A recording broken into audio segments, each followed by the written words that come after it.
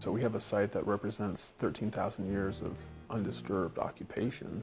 It's a pretty unique site in North America as a whole, and for Texas too. A lot of sites don't really have that evidence for continuous occupation. A lot of times what we do ends up in a report on a shelf that people don't really see. If we have a public outreach component where people can come and see what we do on a day-to-day basis, it gives them an idea of what we're finding. What we do is more than just finding rocks and putting them in a box in a museum.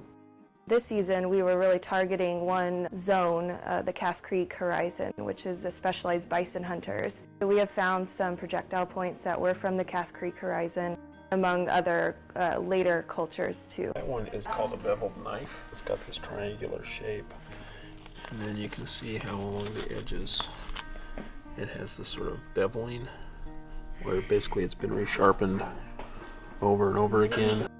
This is an arrow point called a Purdy's point. It's a late prehistoric time period. That's a true arrow point right there. This bigger one is probably a spear point.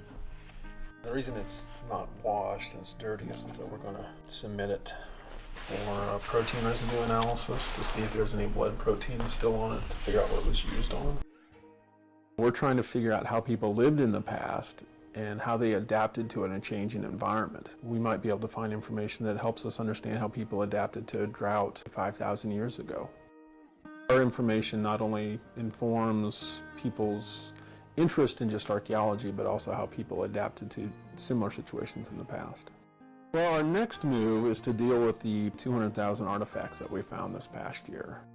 We also intend to create a website where people can come in and zoom in and look at what we found. We also hope to have 3D scans of some of the tools, some of the arrowheads and spear points.